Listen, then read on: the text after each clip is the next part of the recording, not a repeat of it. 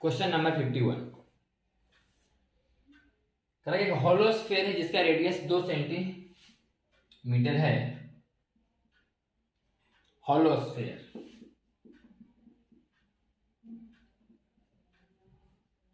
इसका radius 2 centimetre है। Is attached to 18 centimetre long thread. 18 centimetre लंबा एक थ्रेड से सस्पेंडेड है। Long thread to make a pendulum, एक पेंडुलम बना दिया गया 18 सेंटीमीटर लंबा थ्रेड से अटैच करके। Find the time period of oscillation, इसका टाइम पीरियड बताइए। टाइम पीरियड निकालने के लिए सेंटर ऑफ ग्रेविटी से पॉइंट ऑफ सस्पेंशन के बीच की दूरी चाहिए, जिसे हम लोग एल बोलते हैं, जो होगा 20 सेंटीमीटर, मतलब 0.2 मीटर। पॉइंट ऑफ सस्पेंशन से सेंटर ऑफ ग्रेविटी के बीच की दूरी एल।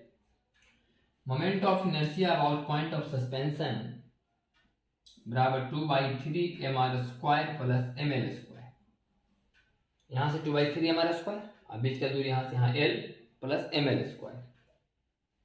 अगर m 2/3 r² मतलब 0.02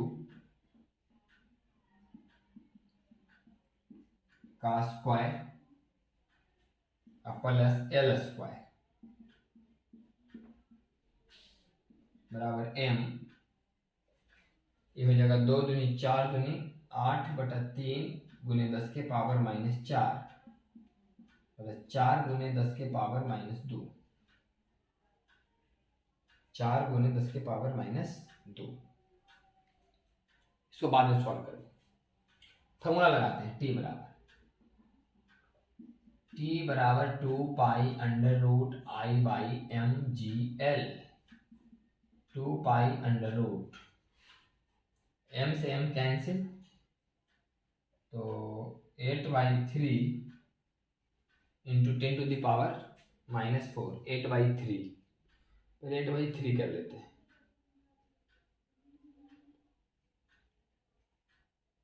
8 divided by 3, 2.6666,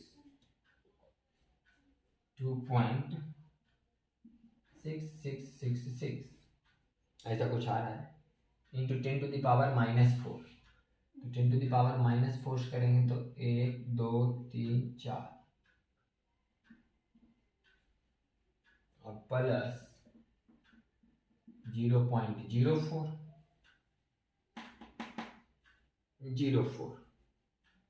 by GL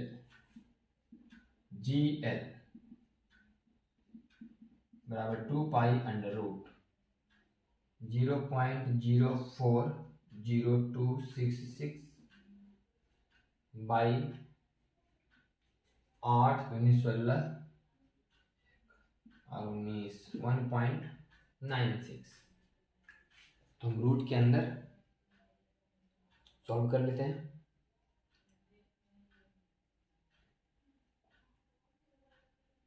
root के अंदर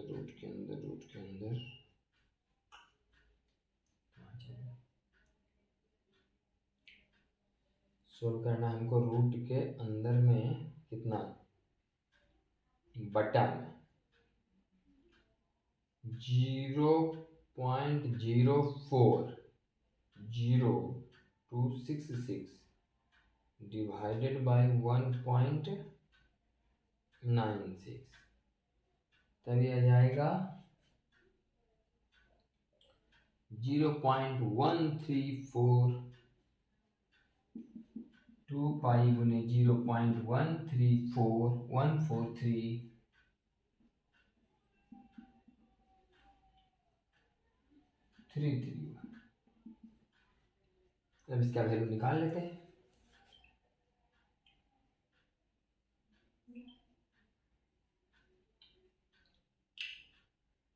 to into pi into 0.14331 equal to decimal value में आ रहा है 0.90057 के आसपास कुछ, इतना सेकेंड।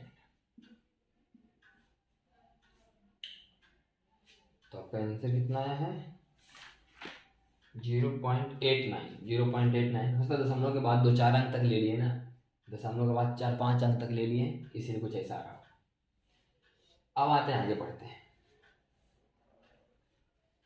कह रहा है कि हाउ डज, नहीं, find the time period of oscillation हो गया, how does it find the time period of oscillation of this pendulum. तो clear, how does it differ from the time period calculated using the formula for a simple pendulum. Simple pendulum के हिसाब से फिर बोल रहा है निकालें।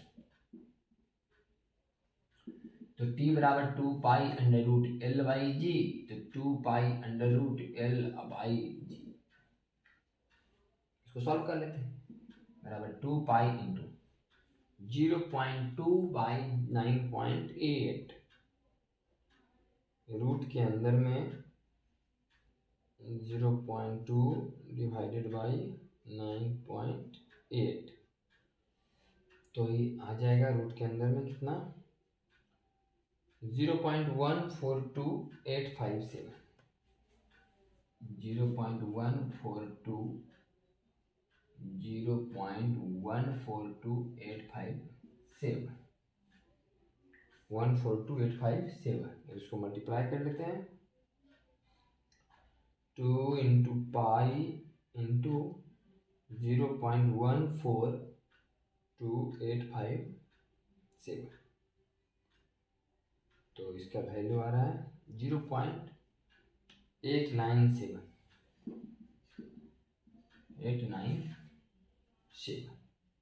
Second. तो कुछ हम 2-4 अंक तक वैल्यू ले रहे हैं ना, 2-4 अंक ज़्यादा बढ़ के ले रहे हैं, इसीलिए कुछ यहाँ तक जा रहा है।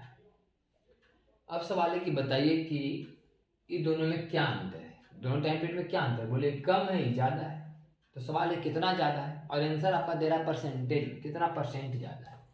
तो परसेंटेज कैसे निकलता है, चेंज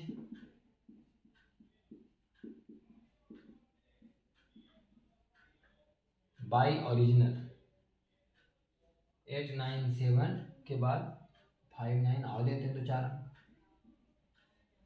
5 अंक इधर, तो 5 अंक वहाँ भी दे देते हैं। अब बटे 0.89759 गुने 100। परसेंटेज निकालने का तरीका होता है चेंज बटा ओरिजिनल गुने 100। तो कर लेते हैं इसको भी सॉल्व। ऊपर में हो गया 0.90057 माइनस 0.89759 और डिवाइडेड बाई 0.89759,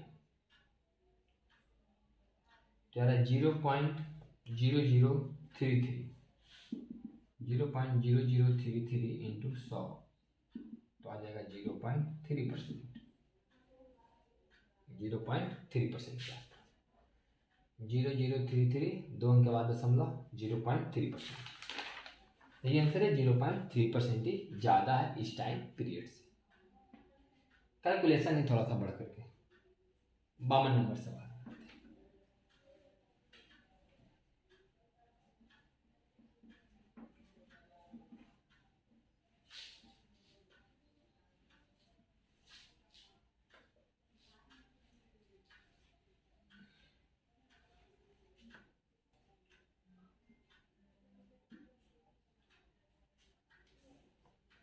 कह रहा है कि close circular wire having hung on a nail, a closed circular wire hung on a nail,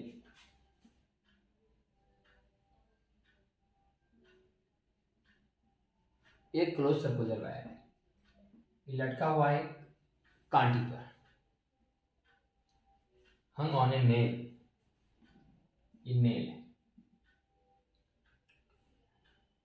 in a valve undergoes a small oscillation of amplitude 2 degree, तो इसका सिंपल हार्मोनिक मोशन ऐसा कर रहा है 2 डिग्री। मतलब ऐसे दिखाते हैं आपको कि मान लो कि ईयरिंग का सेंटर है, कुछ समय के बाद रिंग का सेंटर यहाँ चला आएगा और यहाँ आएगा सेंटर। ये जो रिंग का सेंटर है C dash C double dash, ring का सेंटर ऐसे हो रहा है। एक सर्किल रिंग पूरा ऐसे भाग गया होगा, रिंग पूरा ऐसे भागता होगा, तो पूरा रिंग को नहीं दिखा रहे फिर गंदा होने के कारण एक इधर से रिंग बनेगा ऐसे,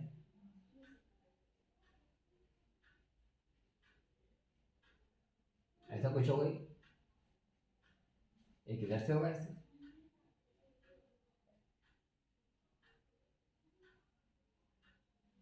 ऐसा कुछ हो।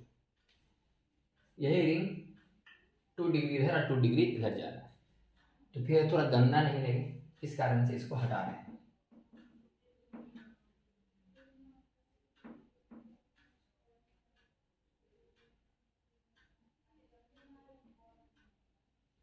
समझिएगा यही सेंटर इधर से उधर हो रहा है, रेडियस आर है मान लो, और ये 2 डिग्री है,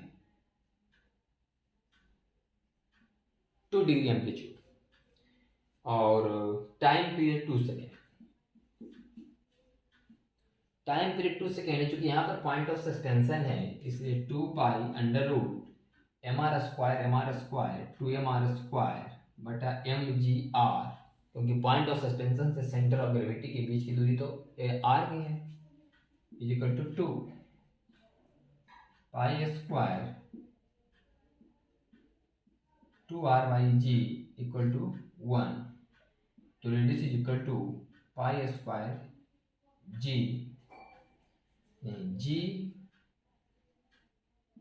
बटा 2 पाई स्क्वायर, पाई का मान 10 मान लो तो 0.5 मीटर, ये निकल गया हमारा रेडियस। तो सवाल कहता है कि the radius of the circular wire number 1, तो 50 सेंटीमीटर आ गया 0.5 मीटर, पहला नंबर सवाल निकल गया रेडियस। दूसरा, the speed of the particle farthest away from the point of suspension and it goes to it mean position. जब ये रिंग मेन पोजीशन से जा रहा होगा, ये तो मेन पोजीशन ही तो है, तो यहाँ से जो सबसे दूर पार्टिकल है, बोले ई वाला पार्टिकल, इसका वेलोसिटी क्या होगा?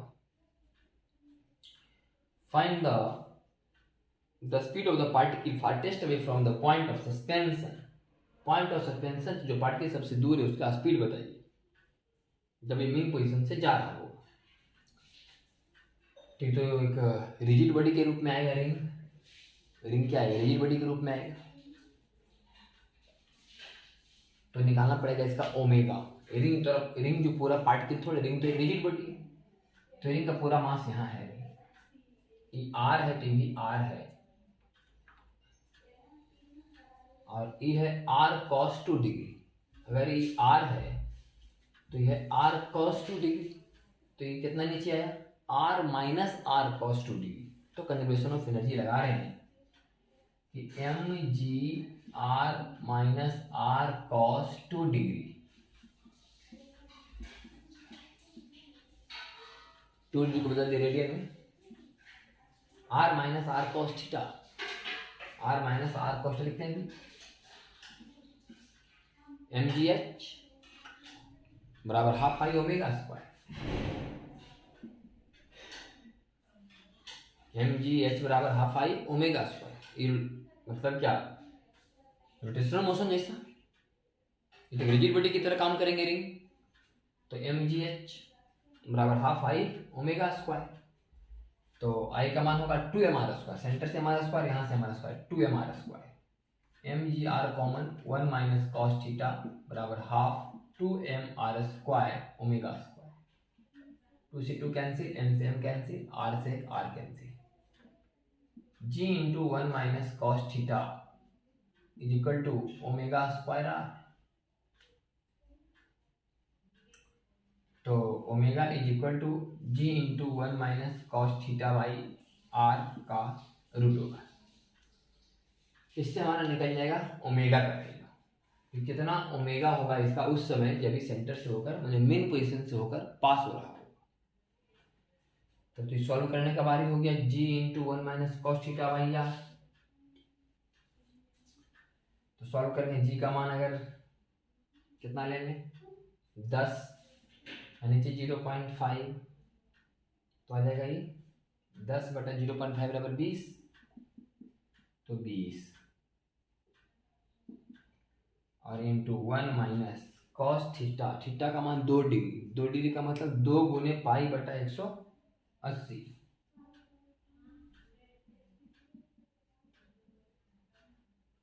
तो ये हो जाएगा 20 इंटू 1 माइनस कॉस थीटा का √ओवर। अभी कर लेते हैं पहले तो कॉस 2 डिग्री का मान निकालना पड़ेगा। कॉस 30 √3/2, इसका मतलब डिग्री में आंसर दे रहा है, तो cos 2 का मान निकालते हैं डायरेक्ट हम। cos 2 0.99939, 0.99939 का रूट। अब इसका मान निकालते हैं डायरेक्ट कि रूट के अंदर में 20 और इंटू 1 माइनस 0.99939 इक्वल टू 0.110453, ये तो ओमेगा निकला, लेकिन इसका तो हमें वेलोसिटी निकालना है, तो v बराबर ओमेगा इंटू 2r, तो 2r का मान तो 1 ही होगा बराबर ओमेगा, तो आंसर आएगा वही 11 सेंटीमीटर पर सेकेंड, तो 0.11 मीटर पर सेकेंड बराबर 11 सेंटीमीटर पर सेकेंड। आगे दूसरा का आंसर, तीसरा सवाल इसमें, the acceleration of this particle as it goes through its mean position, इस पार्टिकल का एक्सीलरेशन बताना है जब यह मेन पोजीशन से होकर जा रहा है। ऐसे तो सिंपल हार्मोनिक मोशन से हिसाब से देखिए तो इस पार्टिकल का कोई एक्सीलरेशन नहीं है, क्योंकि मेन पोजीशन पर कोई एक्सीलरेशन होता नहीं है, मेन पोजीशन पर तो कोई एक्सीलरेशन होता नहीं है, तो यहाँ पर एक्सीलरेशन कितना होगा, सिर्फ एक अंदर की तरफ सर्कुलर मोशन के हिसाब से इसको सोचिए, तो एक अंदर की तरफ काम करेगा v² बाई आर, तो सी नंबर सवाल का आंसर हो जाएगा v² बाई आर, आर की जगह 2r, तो v² की जगह 0.11 इंटू 0.11 बाई 2 इंटू 0.5, तो 11 गुने 11 121, 4 अंक के बाद दशमलव, 0.10121 1.2 सेंटीमीटर पर सेकेंड स्क्वायर, ये हो गया मीटर पर सेकेंड स्क्वायर, आ जाएगा 1.2 सेंटीमीटर पर सेकेंड स्क्वायर। ये हो गया इस पार्टिकल का एक्सीलरेशन जो सेंटर की तरफ काम करेगा, सेंट्रीपिटल एक्सीलरेशन बराबर v² बाई 2r, क्योंकि सर्कुलर मोशन यहाँ से हो रहा है इस पार्टिकल के लिए। अब सवाल है डी में कि the acceleration of this particle when it is in extreme position, इस पार्टिकल का एक्सीलरेशन जब यहाँ होगा इसी के सामने एक्सट्रीम पोजीशन, तो यहाँ तो वेलोसिटी 0 होगा, यहाँ तो वेलोसिटी 0 होगा, तो इधर काम कर रहा होगा एक्सीलरेशन g sin थीटा, इधर तो पार्टिकल के बारे में पूछ रहा है एक्सीलरेशन, तो यहाँ तो मान लिया जाए कि सेंटीमीटर एक्सीलरेशन होगा ही सिर्फ v² बाई 2r, r तो कोई एक्सीलरेशन है नहीं इसके पास, तो एसएचएम वाला तो होगा नहीं। एसएचएम में क्या होता है, अगर ये पार्टिकल को देखा जाए कि पार्टिकल एसएचएम कर रहे हैं तो मेन पोजीशन पर तो एसएचएम माने तो उनका मान 0, मेन पोजीशन पर 0 होता है, और एक्सट्रीम पर मैक्सिमम होता है, कितना होता है ω²x, किनारे में कितना होता है एक्सीलरेशन ω²x, यहाँ पे कितना होगा ω² थीटा, ω² थीटा, जी वाला तो हम लोग कंसिडर नहीं कर रहे, जी के बारे में बात नहीं चल रहा है, तो अगर ऐसे देखिएगा तो फिर यहाँ पर जो सी नंबर सवाल का आंसर है, सी में क्या कर रहा है कि the acceleration of this particle as it goes through its mean position, जब ये मेन पोजीशन जा रहा तब इसका एक्सीलरेशन क्या था, इसका एक्सीलरेशन मतलब चलने वाला एक्सीलरेशन, जी वाला नहीं,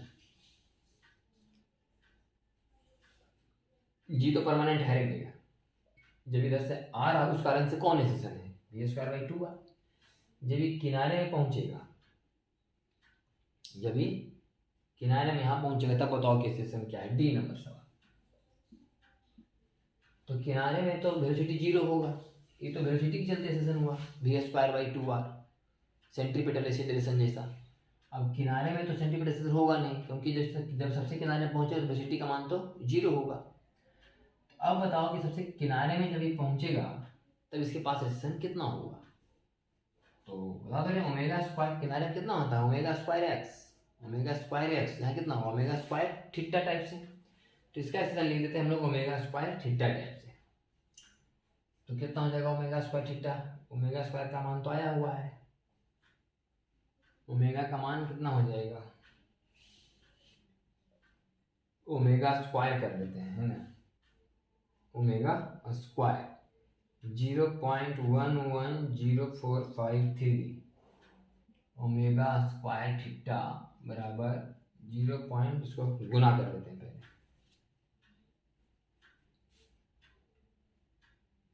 तो गुना कर लेते हैं ऐसे। ओमेगा का मान हमको लगता है कि आसान है 2π/t।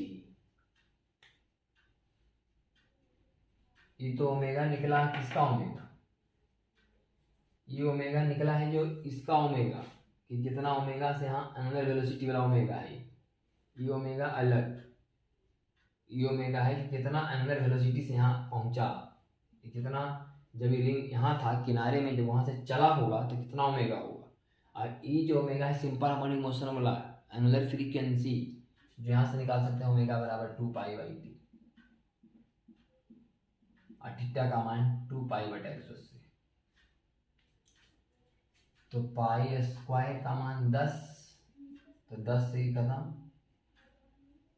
पाई स्क्वायर खत्म, तो 2π/18,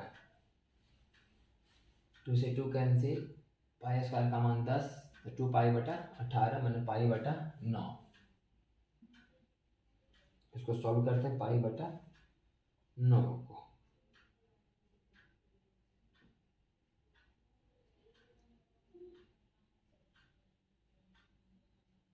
π/9 मतलब हो गया ये 4/9,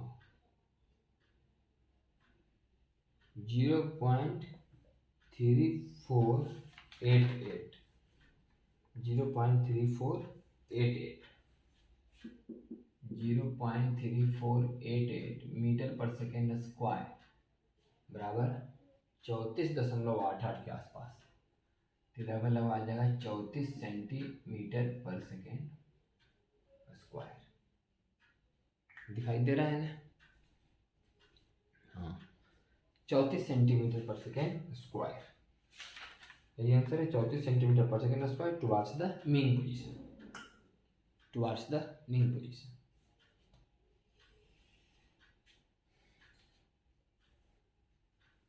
तो ये निकल गया, ये पार्टिकल अलग पार्टिकल, इस पार्टिकल का निकला है, यही पार्टिकल जब रिंग यहाँ पर पहुंचा होगा उस समय पार्टिकल का निकला है, जब रिंग यहाँ पहुंचा होगा उस पार्टिकल, कोई स्पेशल पार्टिकल नहीं, जब ये पार्टिकल यहाँ पहुंचा होगा उस समय का हम निकालें इसमें कितना एक्सीलरेशन हो। तो निकाले हम लोग ओमेगा स्क्वायर थीटा, जब किनारे में कोई पार्टिकल होता है तो कितना होता है एक्सीलरेशन ओमेगा स्क्वायर एक्स, आई एंगुलर एसएचएम है तो ओमेगा स्क्वायर थीटा, जहाँ ओमेगा क्या होता है 2π/t, और ई ओमेगा अलग ओमेगा है। आपको लग रहा कि ई वाला ओमेगा का मान ई वाला कहाँ रख दिया, ई ओमेगा अलग ओमेगा है ना, ई सिंपल मैंने मोशन सॉल्व करा, आई सॉल्व था रोटेशनल मोशन वाला ओमेगा, कि जब ये रिंग यहाँ था और जब यहाँ से रिंग को ऐसे करके छोड़ा गया तो स्पीड धर लिया, तो कितना स्पीड धर लिया वो ओमेगा है, ई वाला ओमेगा। वही सिंपल हमारे मोशन के हिसाब से जो सॉल्व करते हैं ओमेगा 2π/t टाइम पीरियड। तो आते हैं क्वेश्चन नंबर 52 हो गया 53 में।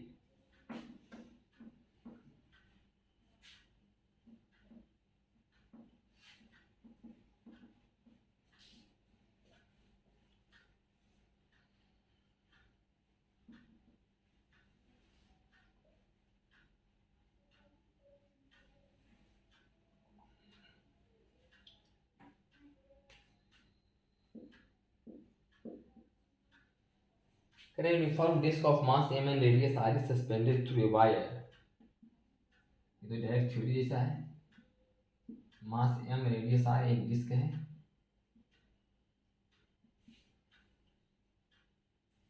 attached to the center is the time period of the torsional constant be t। what is the torsional constant? Formula इसका t बराबर 2 pi under root I by C. C है torsional constant, तो t बराबर 2 pi under root आई का मान mr² by 2 और c। तो time period t दिया गया है, तो t बटा 2 पाई का होल स्क्वायर बराबर mr² by 2c।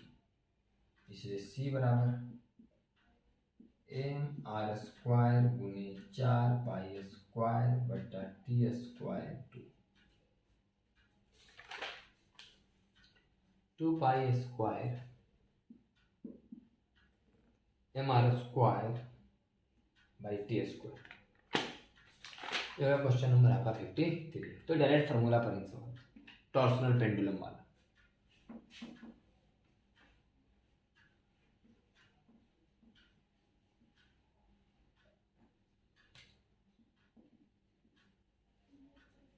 Correct. Two small balls, each of mass m,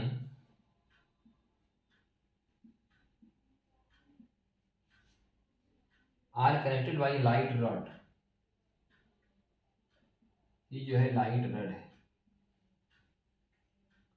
of length L। The system is suspended from the center by a thin wire। ये wire है जिसका टॉर्सनल कांस्टेंट K है। Torsional constant K मतलब torsional constant K का मतलब ये spring constant जैसा। इस स्प्रिंग कांस्टेंट में K क्या होता था कि 1 मीटर खींचने में इस स्प्रिंग कांस्टेंट का मात्रा क्या होता था 50 न्यूटन पर मीटर, 100 न्यूटन पर मीटर ऐसे होता था। मतलब 1 मीटर खींचने में कितना फोर्स लगा। उसी तरह से 1 डिग्री इसे रोटेट करने में 1 रेडियन बोलो 1 रेडियन रोटेट करने में कितना टॉर्क लगेगा, इसे बोलते हैं टॉर्सनल कांस्टेंट। जिसे स्प्रिंग कांस्टेंट कि यूनिट लेंथ स्प्रिंग को खींचने में कितना फोर्स लगाना पड़ेगा, स्प्रिंग कांस्टेंट। उसी तरह से टॉर्सनल कांस्टेंट कि 1 रेडियन इसको रोटेट कराने में कितना टॉर्क लगेगा, torsional constant. The rod is rotated about the wire through an angle theta naught. इसे थीटा नॉट रोटेट कराया गया। इसका मतलब 1 रेडियन रोटेट कराने में के, तो थीटा नॉट रोटेट कराने में के थीटा नॉट, मैंने हमने टॉर्क लगाया के थीटा नॉट, हमने इस पर टॉर्क लगा दिया के थीटा नॉट। ऐसे ही मान लिया कि लटका हुआ है, ऐसे ही मान लिया लटका हुआ ऐसे, इसको हमने थीटा नॉट ऐसे रोटेट करा दिया तो हमें कितना टॉर्क लगा के थीटा नॉट। जैसे हम यहाँ से छोड़ेंगे ये ऐसे फिर फेंकाएगा। ऐसे था स्टार्टिंग में ही ऐसे है रेस्ट में ही, और किसी ने इसको थीटा नॉट रोटेट करा दिया। रेस्ट में थीटा नॉट ऐसे रोटेट करा दिया तो थीटा नॉट रोटेट कराने में कितना टॉर्क लगा होगा के थीटा नॉट। जिसे कि स्प्रिंग को एक्स खींचने में कितना बल लगता है बोले के एक्स। तो इसी तरह से यहाँ कितना लगेगा के थीटा नॉट। लेकिन जैसे छोड़ेंगे तो के थीटा नॉट तो इसको रीस्टोर करना चाहेगा। जिसे कि स्प्रिंग को पहले एक्स खींच लेते कितना बोला के एक्स, अब छोड़ते हैं तो के एक्स क्या चाहता है, स्प्रिंग को अपने जगह पर ले जाने के लिए चाहता है कि नहीं, स्प्रिंग को अपने जगह पर ले जाना चाहता है। और सोचो उसमें कोई अगर ब्लॉक बना हुआ स्प्रिंग में, स्प्रिंग को आप एक्स खींच दिया, उसमें कोई ब्लॉक बना हुआ है, एक स्प्रिंग को आप एक्स ऐसे खींच के रखे हुए एक्स, आप यहाँ बल लगा रहे हैं बराबर के एक्स। जैसे छोड़िएगा इसको के एक्स रीस्टोर करेगा, और जैसे यहाँ पहुंचेगा इसमें वेलो सिटी आ जाता है। वही हाल यहाँ है। इसको कोई रोटेट करा दिया थीटा नॉट तो हम टॉर्क लगाए कि थीटा नॉट एक्सटर्नल, जैसे छोड़ेंगे रिस्टोर करेगा कि थीटा नॉट से। लेकिन चूंकि जब उसे टॉर्क ऐसे लगेगा तो गति के कारण सिर्फ यहाँ नहीं आएगा, यहाँ से फेंका भी जाएगा ऐसे कारण गति कारण जब यहाँ से आएगा, यहाँ हम तो ऐसे घुमा कर रख दिए, ऐसे घुमा दिए, और इसको छोड़ेंगे तो ऐसे घूमते हुए आएगा, यहाँ आकर स्पीड हाई हो जाएगा और ये स्पीड के साथ फिर इधर घूम जाएगा हल्का सा, तो ये स्पीड घटेगा। यहाँ तक शुरू में से था, हम इसको यहाँ पर ले गए और छोड़ दिए तो यहाँ तक आते स्पीड बढ़ेगा, फिर धीरे धीरे स्पीड घटेगा। फिर अब इधर ऐठा जाएगा, और जब इधर ऐठा जाएगा तो फिर छूटेगा, तो फिर इधर स्पीड बढ़ेगा, फिर से घूमेगा, इस तरह से करेगा। तो सवाल है कि the rod is rotated about the wire through an angle theta and really find the tension in the rod as the system passes through main position। जब ये सिस्टम मेन पोजीशन से पास कर रहा था, किसी ने उसको घुमा दिया ऐसे,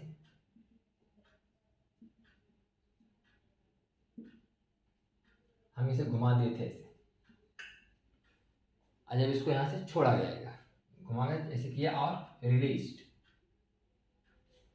कर दिया गया, एंड रिलीज थीटा नॉट घुमाए, थीटा नॉट इसको रोटेट कराए और वहां से इसको छोड़ दिए। जब छोड़ेंगे तो फिर से इसे घूम के आएगा, आई चलेगा इसे, तो यहाँ आते थे इसमें वेलोसिटी आ जाएगा। तो इसको कौन टॉर्क घुमा रहा है, के थीटा नॉट। तो टॉर्क के द्वारा काम कितना होता है, torque into D theta, torque into D theta का इंटीग्रेशन, जिसे स्प्रिंग नाम के लिखा था एफ डी एस का इंटीग्रेशन, उसी तरह से टॉर्क थीटा का इंटीग्रेशन बराबर हाफ आई ओमेगा स्क्वायर। वहाँ क्या लिखा था हाफ एम वी स्क्वायर, क्योंकि ब्लॉक में वेलोसिटी होता था, वो रोटेट नहीं करता था, स्प्रिंग में बंधा हुआ ब्लॉक है, उसको खींच के छोड़ेंगे तो रोटेट नहीं करेगा, ट्रांसलेट करेगा।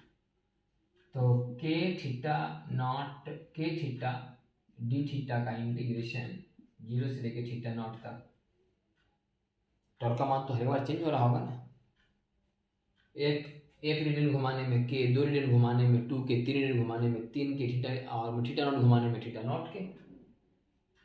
फिर उधर से जब टॉर्क का मान आ रहा होगा तो टॉर्क का मान फिर घटते आ रहा होगा, जब यहाँ होगा थीटा नॉट पर तो टॉर्क ज़्यादा लग रहा होगा, फिर धीरे धीरे धीरे धीरे धीरे धीरे कम लग रहा होगा। इसका मतलब 0 से लेकर थीटा नॉट तक बराबर half I omega square. I कितना होगा, चूंकि यहाँ से घूम रहा है तो M L by two square, M L by two square, 2 बार M L by two square और ओमेगा स्क्वायर। तो के थीटा का थीटा स्क्वायर बाई 2 बराबर 2 से 2 cancel, M L square omega square by 4 4, तो omega square M omega square L बराबर K theta naught का square into 2 बटा एल। हमें निकालना है चूंकि टेंशन, तो ओमेगा कहाँ निकालते हैं कि मरते ही निकाल दिए, तो आ गया ये एम ओमेगा स्क्वायर एल का मान आ गया 2 हाफ आई, आई की जगह 2 बार एम एल बाई 2 का स्क्वायर और ओमेगा स्क्वायर, और थीटा का इंटीग्रेशन थीटा नॉट का स्क्वायर बाई 2, तो 2 हो गया, और उधर 2 से 2 कट गया है वो, ठीक तो है। एम ओमेगा स्क्वायर एल बराबर इतना आया, तो एम ओमेगा स्क्वायर एल नहीं निकाल के M omega square L by 2 निकाल लेते हैं, M omega square L by 2। तो हम ओमेगा नहीं निकालना चाह रहे, क्योंकि अंतिम में तुमको यही निकालना है, टेंशन निकालना है कि रड में कितना टेंशन है। तो रड में कितना टेंशन देखिएगा, ये रड है ऐसे लटका हुआ है, इधर एक बल लगा M omega square L by 2, इस पर भी लगेगा इस पर भी लगेगा, M omega square L by 2, जो इसको रोटेट करके ऐसे आएगा, रोटेट करके ऐसे आएगा तो बीच में तो स्पीड धर लेगा, तो इस पर धर बल लेगा, इस पर धर बल लगा होगा, और इसका मान कितना आया है के थीटा नॉट का स्क्वायर बाई एल। तो ये बल कहाँ लग रहा है, बाहर, और बताया कि एक बल यहाँ कितना लगेगा नीचे एम जी, चूंकि रड है ना, रड है, स्ट्रिंग वाला बात होगा ना कि रस्सी, एक रस्सी है, एक रस्सी में रस वस्तु को पकड़ के ऐसे घुमा रहे हैं, रस्सी अगर होता है, रॉड की जगह क्या होता है स्ट्रिंग, रस्सी होता है, रॉड की जगह अगर रस्सी होता तभी एम जी लेना नहीं बनता था, रॉड की जगह अगर रस्सी होता तो एम जी लेना नहीं बनता था, रॉड की जगह रस्सी होता तो सिंपल बोलते हैं यही में टेंशन है, लेकिन चूंकि रॉड है तो इसका वजन भी पड़ता होगा रॉड पर, तो नेट जो होगा दोनों का कितना हो जाएगा, एम स्क्वायर जी स्क्वायर प्लस इसका स्क्वायर के स्क्वायर थीटा नॉट का पावर 4 बटे एल स्क्वायर का रूट, एम स्क्वायर जी स्क्वायर के स्क्वायर थीटा नॉट की पावर 4 बटे एल स्क्वायर का रूट। ये question number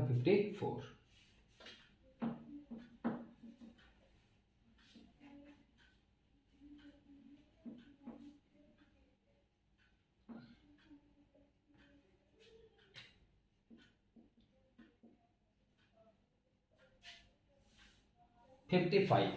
A particle is subjected to two simple harmonic motion of same time period in the same direction. The amplitude of the first motion is 3 cm and that of the second is 4. Find the resultant amplitude if the phase difference between the motion is 0 degree. ये तो vector की तरह solve करो, 3 और 4 0 degree पर, 3 centimetre 4 centimetre 0 degree पर बराबर 7 centimetre, 3 centimetre 4 centimetre 60 degree पर, तो 3 का स्क्वायर जोड़ 4 का स्क्वायर जोड़ 2 गुने 3 गुने 4 गुने cos 60, 16 9 25 और 4 3 12 25 10 35 और 2 37 रूट 37 6.1 सेंटीमीटर के आसपास, और 90 डिग्री 3 सेंटीमीटर 4 सेंटीमीटर 90 डिग्री पर बराबर 5 सेंटीमीटर। ये तो प्योर वेक्टर का है, हम लोग पढ़े थे थ्योरी में कंपोजिशन ऑफ एसएचएम, सिंपल कैसे जुड़ जाना है वेक्टर की तरह। और चूंकि दोनों क्या लिखा होता है इसमें क्वेश्चन में कि इन द सेम डायरेक्शन, ये कंपोजिशन ऑफ एसएचएम क्या है, in same direction, perpendicular direction का सवाल नहीं है, इन सेम डायरेक्शन, दोनों एसएचएम सेम डायरेक्शन में हो रहे हैं। तो दोनों जब एसएचएम सेम डायरेक्शन में होते थे तो थ्योरी में क्या आता था, समझो सिंपल वेक्टर का जो जिस तरह से वेक्टर जुड़ता है उसी तरह से एम्पलीट्यूड को जोड़ो और दोनों के फेज डिफरेंस को थीटा मान लो, दोनों एसएचएम के एम्पलीट्यूड को दो वेक्टर का एम्पलीट्यूड मान लो और दोनों के फेज डिफरेंस को थीटा मान लो और सॉल्व करो।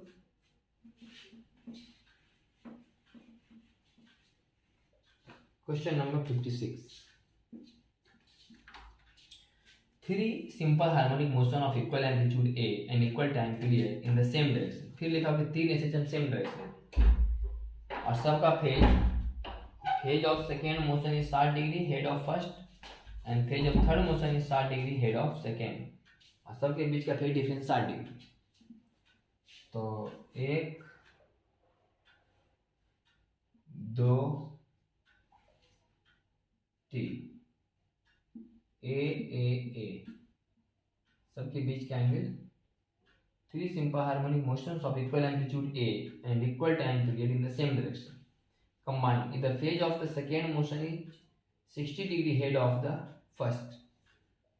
तो पहला और दूसरा के फेज डिफरेंस 60 डिग्री है and the phase of the third motion is 60 degree ahead of second, तो करा फाइंड द एम्पलीट्यूड। तो 60 डिग्री ये आपका हो गया 120 डिग्री, ये जो हो गया आपका 120 डिग्री, 120 डिग्री 60 डिग्री। तो इसके बाद ऐसे चलेंगे हम लोग 60 डिग्री और फिर इसके बाद ऐसे चलेंगे 60 डिग्री। तो जब हम लोग बनाते थे क्या बेंजीन जैसा बनाओ डायग्राम, तो उसमें पता चलता था कि सभी ये तो साइड बराबर हो गई और ये ए और ये भी ए, अभी तीनों वेक्टर को जोड़ेंगे तो ये रिजल्टेंट आएगा जो कि बराबर होता है किसके 2a के। या फिर आप चाहें तो वेक्टर को तोड़ सकते हैं इसको आई में, इसको ये तो आई है ए आई, इसको तोड़ देंगे आई और जे में, इसको भी तोड़ देंगे आई और जे में, तो फिर कैलकुलेट करेंगे तो यही आंसर आएगा। और ये हम लोग ऐसा वेक्टर हम लोग बना चुके हैं कि अगर ये ए है, फिर अगर ये क्या है आपका हेक्सागन है, हेक्सागन है, सभी भुजा इसका बराबर है, तो ऐसे अगर मिलाया जाए ऐसे तो ये ए, तो ये भी ए, ये भी ए, ये भी ए, ये भी ए, ये भी ए और ये भी इसमें 6 होता है इक्विलैटरल ट्रायंगल, तो ये ए और ए कितना होगा answer direct 2a। 60 degree phase, अगर 120 डिग्री फेज कहता तो होता आंसर 0, अगर 120 डिग्री फेज बोलता तब आंसर होता 0, लेकिन 60 डिग्री तो आंसर होगा हमारा 2। ये हो गया आपका 56। नेक्स्ट देखते हैं 57।